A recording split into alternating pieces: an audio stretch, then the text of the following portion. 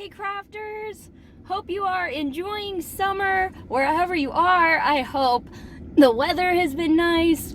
I hope you're finding some time to do some fun things, get a little time, maybe fun in the sun. I have been getting ready for a couple of trips I'm going to be taking. I'm not going too far away, I'm not going anywhere glamorous and all those sorts of things, but I will be visiting family and friends and quite excited about that. But of course that means it's crafty time. If we're going on a trip, it's fun to bring some craft stuff with you, right?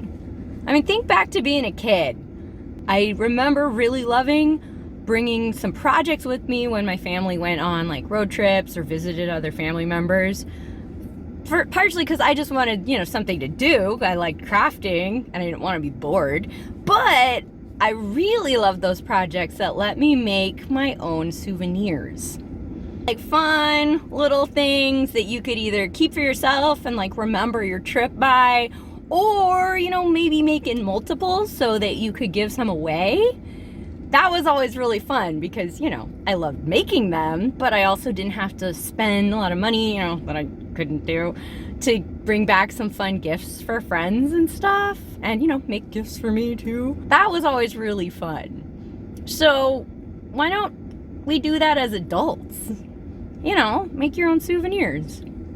I've been thinking through some kind of small scale projects that don't take a whole lot of supplies and don't make a really big mess. Then, things you can work on a little bit at a time that I want to take with me on a couple of my trips.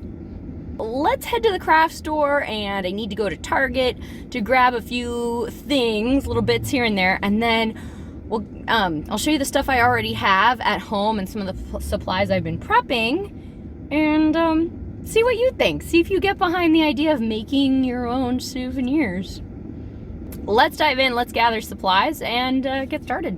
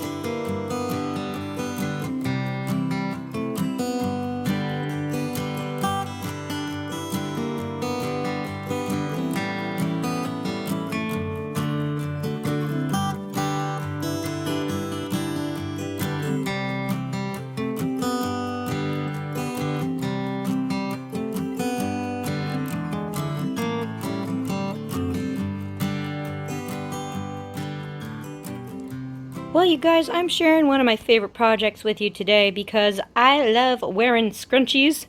I remember back in the day when they were cool the first time. But I like making scrunchies just about as much as I like wearing them. And I was very excited to find an amazing tutorial for how to make them from one of my favorite YouTubers. So I'm prepping some supplies, as you can see here, so that I can do some fabric cutting and a little bit of sewing before I go on my trip, and then take some part-way finished scrunchies with me to finish while I'm there. Let's check out this great fabric. Oh man, got this awesome pine tree fabric. This is gonna be great. Very appropriate to where I'm going. And you can see I've been cutting out strips using my rotary cutter. You could also just do this by hand. But I have some strips that are about 20 inches long by about 4.5 inches wide. Now you can play around with the dimensions. I think the basic scrunchie dimensions are about 19 by 4. I made mine a little bigger because I got plenty of fabric. But yeah, I've got some strips cut out.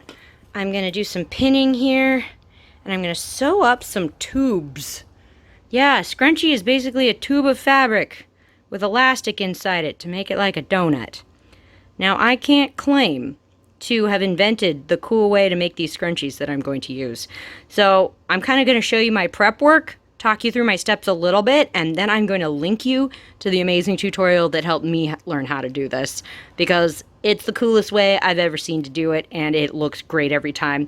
The tutorial that I'm going to be using is from a YouTuber and blogger called mementos. And I've used a lot of her tutorials before. She does a lot of stuff that is super helpful to all of us learner sewers. So I will be linking you down below to her tutorial so you can see really how to do this. But let me tell you the prep I'm doing here. Of course, I've got strips cut out. This one has been folded in half, and I've been pinning all along the kind of the raw edge side. But I've got kind of double pins right here. What's the deal with that? Here's what I'm going to do. On my sewing machine, using about, I don't know, 1/2 inch seam allowance, I'm going to stitch. I'm going to finish my stitching, and I'm going to leave a gap right here, leaving a gap. Then I'm going to start stitching, do a little backup stitch, and keep going all the way back down. That's going to leave a tube with a little hole in it. Then if you pop on over to the mementos tutorial, she's going to show you how to turn this thing kind of inside out. And you end up with this thing kind of inside out. Not like this, but you'll see. Then we're going to sew the ends closed, and we turn everything right side out again using the little gap we left in the donut. Then you can put in elastic inside, and you close up that little hole a little later. And you never knew there was a homemade scrunchie, because it's going to look really good. That may sound confusing. That's because, yeah, it's confusing coming from me. So check out the tutorial in the link.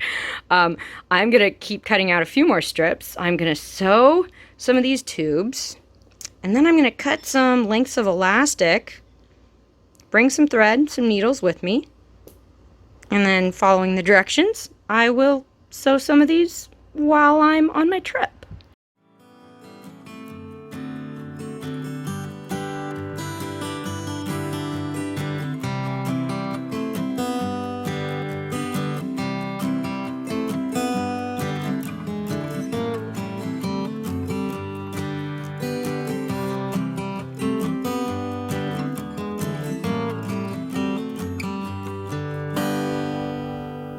Well, since I filmed that first video about the scrunchies, I have gone through some of my remnants and just discovered some leftover fabric after a couple projects, and I have definitely cut and sewn up a whole bunch more tubes for scrunchies. So I am just going to take a whole bunch of these guys with me, and I'll just, you know, make what I want. I definitely want to make some for me. Couple of these go with some other projects that are coming up, so I want to get those ready so they can coordinate with the garment that I made. How cool is that? Make your own hair accessories. I think I gotta make a few for gifts. This one has my niece written all over it. Pretty adorable. But I'm also, of course, gonna need to bring some thread, some coordinating colors, and then I just have a little kit that I take with me. It's just in like a plastic box. I think this came from like beads or something. Sometimes you could use like a Tupperware box or a little tin, and I've got some needles and I've got some safety pins. These are really helpful for feeding elastic through the scrunchie tube. They can also help you like hold the elastic in place while you're like double checking that it's not twisted, and you know, while you pin it down so that you can stitch the elastic close. So I just like to have a bunch of those and just pack that on up. And then I have a whole bunch of elastic. I believe this is 1/4 inch, I think, or 3/8 of an inch. This is some good stuff. I got a whole bunch of it, and I will be using, I think I use about 7 inches for the scrunchie. I will check the directions. Remember, guys, I'm linking you to that amazing tutorial that I use to learn how to do this, and so I will link you to that so you can find all the details there. But yeah, I'm really excited to kind of go a little scrunchie crazy, because, you know, who doesn't need some new summer scrunchies in their life? I know I do. Well, guys, I got some of my supplies ready to go for another project we're going to be up to. I am going to be using some of this stretchy cord and an assortment of beads. buttons and other charmy bits just to make some stretchy bracelets. I mean, these are just so fun. You just roll them on. Super comfy to wear. Fun to make. You just thread the beads on the stretchy cord. And they recommend that you tie kind of a special double knot to help seal that closed. I gotta say, this stretchy cord is some of my favorite stuff. I like the 0.7 millimeters for just kind of general use. This doesn't work easily with the little seed beads. I mean, with this size, this will be okay, but if I got into the really tiny seed beads, it would be really hard to get them on this size cord. If I was using super tiny beads, I'd probably size down to the smaller diameter cord. That stuff's not my favorite because it is really lightweight, really floppy, and it just feels like it's not gonna last that long. But if you're using lightweight beads, probably okay. This is about as small as I'm gonna go. I am gonna have to thread every bead individually onto the cord. So the smaller the bead, the longer it takes, but you know, we're on vacation. That's okay. I'm using quite a few of these kind of larger size beads, which will be really easy to thread.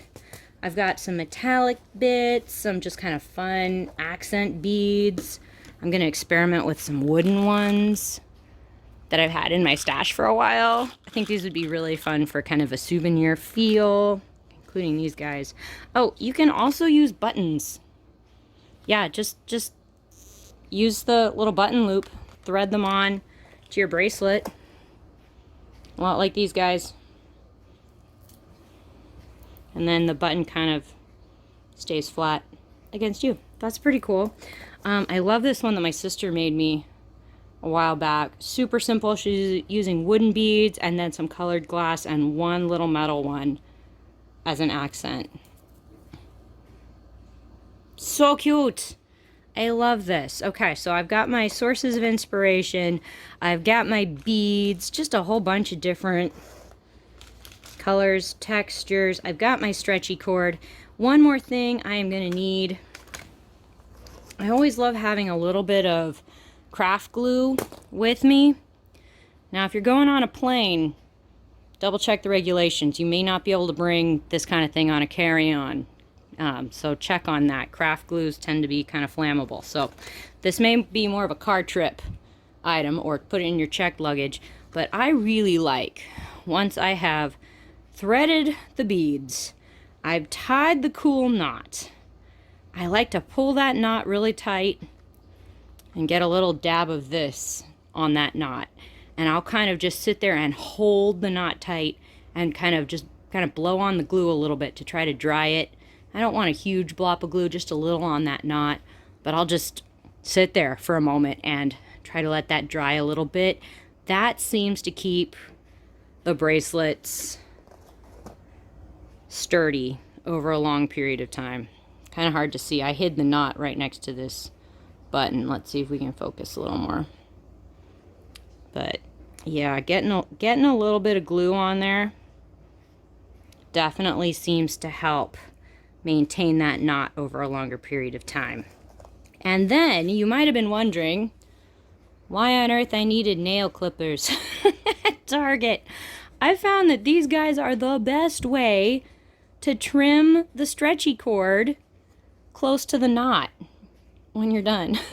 I mean, scissors work, but it seems like I'm always cutting the ends longer than I want, or they might get cut kind of in a jagged, sharp way. And I mean, I know this cord is really thin, but it can be kind of scratchy. So I'm going to keep these guys in my kit, along with my glue, my stretchy cord, and my beads. I think I'm going to pack things up either in one of these craft boxes, or I do love these too for the beads.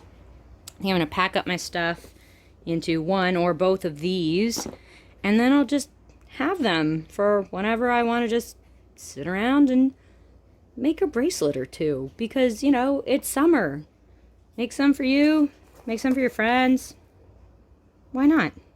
Why not, right? Well, next up, I got this great hat at a thrift store, actually.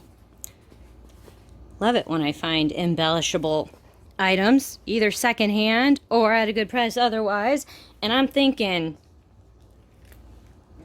it's time to continue to fuel my patch addiction. You saw me at the craft store there. There were some good choices. I was trying to find something kind of earthy to go with the brown hat, and I had a hard time deciding, but I think this is going to be cool, kind of going like, kind of like slantily, maybe down one side of the hat. Oh my gosh. Well, if you guys were with me for my summer backpack project, by the way, I will link to that. That was a fun, time-consuming, but rewarding project because I covered a backpack with patches, and I love the results. I love it with my heart and soul. However, I learned a whole bunch about patch sewing, and I learned that it takes a lot of time because even if you iron your patch onto your item first, you're going to want to stitch some little tiny stitches around the edges just to secure it onto the item, because eventually an ironed on patch is going to come off. At least for me, they always kind of come up a little bit, so I like to stitch them a bit. I may iron this one on before I go. I'm trying to decide. Sometimes I iron it on first and then stitch around it. Other times I just pin the patch on. We'll see how organized I am. But I do have supplies for sewing, and I've got to say, I've discovered these guys recently. They're called a flexible thimble set from Clover, but I don't really use them for pushing a needle through fabric. They're this squishy silicone stuff, and you can kind of see in the picture here, the person's actually using them to pull a needle through fabric.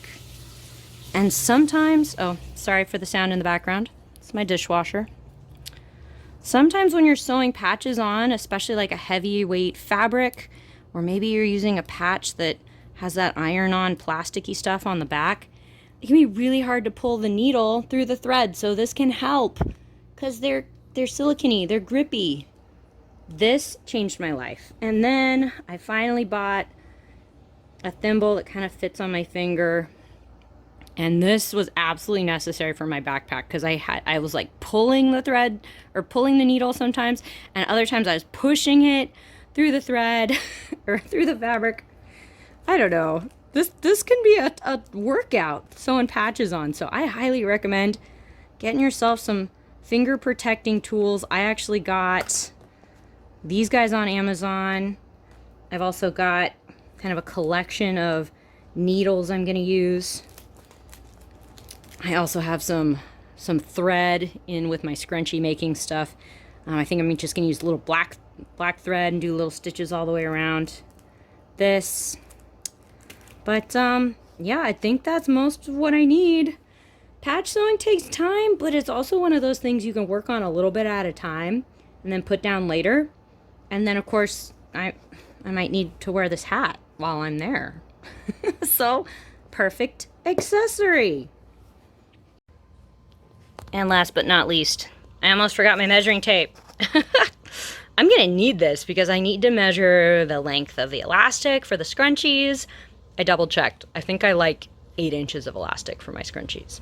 So I'll need this for that. I'll need this for maybe measuring the elastic cording for my bracelets if I find a length that I really love and I just want to make a bunch of bracelets of the same size. I'll need this for sure. So always good. Let's see, what have I got?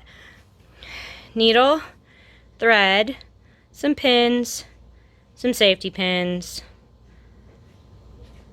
tape measure, bead jewelry, stretchy cord, nail clippers, elastic, fabric for the scrunchies, thimbles, hat, patch. I think I've got everything I need. Hopefully there's a craft store nearby in case I forget anything. All right, I've got to pack, you guys, for my trip. I have Oh my gosh, so much stuff to pack. I got piles of stuff everywhere. Oh my goodness. All right, so I'm back to packing. And I'll see you guys when I'm there.